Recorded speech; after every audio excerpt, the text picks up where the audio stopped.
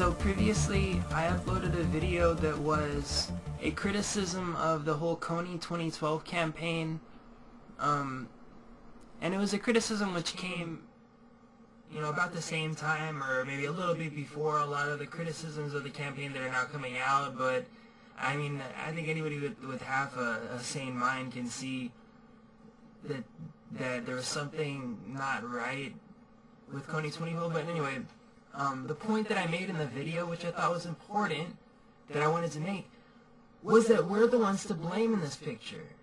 We're all looking around for a bad guy and for someone to blame, and I actually saw that guy who made the video, I forgot his name, in a news interview with Fox News. He said he made some allusion to Americans watching movies and wanting to kill a bad guy, and here's the bad guy, so let's go get him. That's like literally, paraphrasing, that's like literally what he said, and it's like so retarded, and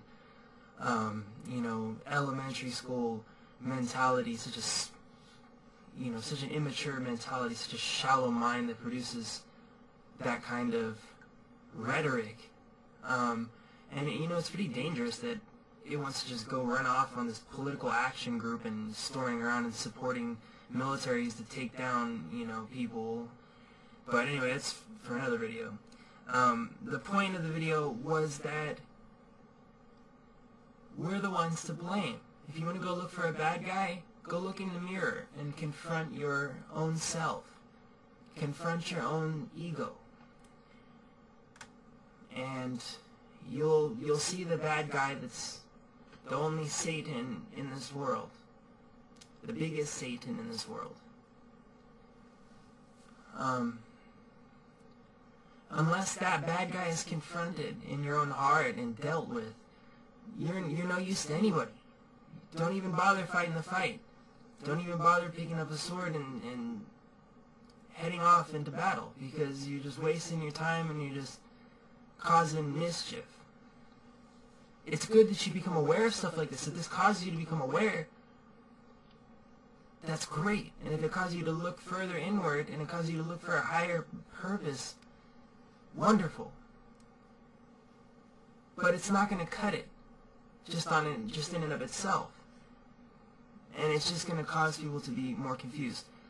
And so anyway, I was reading this book that I just got, which is In the Mystic Footsteps of Saints by Sheikh Nazim al-Haqqani. And in the second chapter, they tell a really, really interesting story and very good anecdotes. In the Middle East, in those areas, really old countries, they have really good, rich, and especially the Middle East, which has such a strong oral tradition of storytellers and poets. They have such rich stories and anecdotes. So this is a really good anecdote about how that we are responsible for people like Joseph Kony. We are responsible for people like George Bush. We are responsible for people like Adolf Hitler. Nobody but us. We get what we deserve, is the point of this parable. So let's read the parable together. It's short. It's really good. You'll enjoy it. This chapter is called "To Each His Own Deserts." And this guy's a Sufi mystic, so he talks in that vernacular. Allah Almighty has established natural laws and has bestowed upon us minds with which to understand these laws and their applications. Fire burns so you don't put your hand in fire. Knives cut so you don't put your hand under a knife. And trust in God's mercy. No. The same applies to the relationship between rulers and their subjects.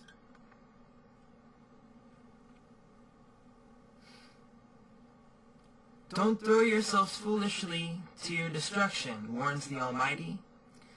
There is always a correct way of dealing with the ruling authorities, and the key to understanding the correct approach is the tradition of the Holy Prophet, peace be upon him, who said, quote-unquote, "You get the ruler you deserve."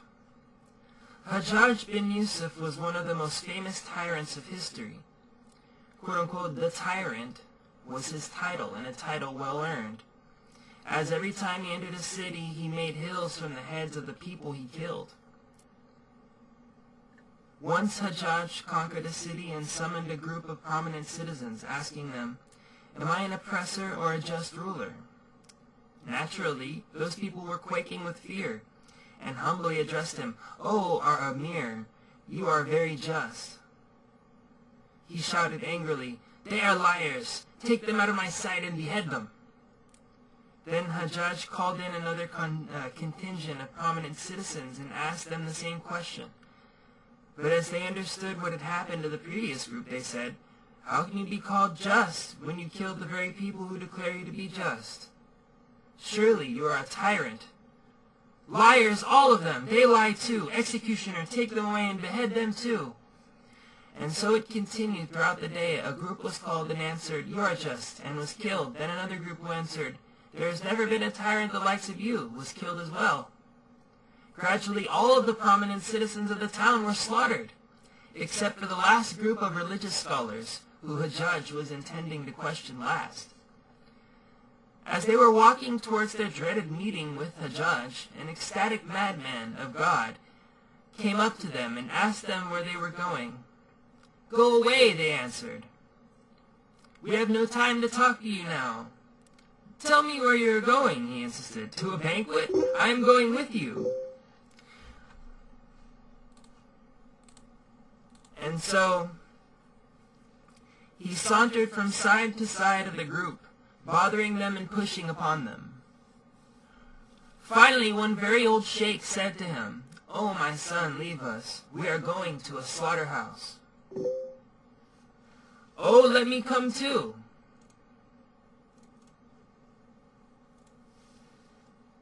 "After slaughtering, there should be a feast with plenty of meat." "As you like," said the old sheikh. Then the madman took a stick and went out in front of the group of scholars like the leader of a marching band. In this manner they arrived at the court of Hajjaj. Hajjaj was sitting like a frowning statue when the bizarre madman entered with the scholars. Hajjaj was taken aback by the appearance of the madman and a little afraid, as his clothes were weird and his turban was awry. The madman shouted, "Hey, Hajjaj!" The hearts of the scholars fell, as they thought, "My God, no one has ever dared address Hajjaj like this. How did we end up being led here by this madman, who is bound to make Hajjaj even angrier? Perhaps he will not just kill us now, but flay us alive." The madman continued, "I am the commander of this group of scholars. Don't tire yourself by asking them questions one by one. Just ask me what you will. If you are not pleased with my answers, fine and well. If you are not, or rather, if you are pleased with my answers, then fine and well. If you are not, take them off and slaughter them." Then Hajjaj said to the madman, "All right, I accept. I will ask you my questions, and you will answer for them. Am I an oppressor or a just ruler?" The madman replied, "God forbid that you are an oppressor or a just ruler. You are the ruler sent upon us in accordance with our own attributes. You are a punishment, the curse of God, upon these people. We are the real oppressors, not you." Then Hajjaj, applauding, said, "All you have said is true. This is the answer I have been waiting for. All day I have been listening to lies. They called me an oppressor, but no, it is they who are liars. And when the others called me just, they were even more shameless. Yet I am Allah's punishment, yes, I am Allah's punishment for their actions. Now I have my answer. You all may go free." Be wise and learn from this tale.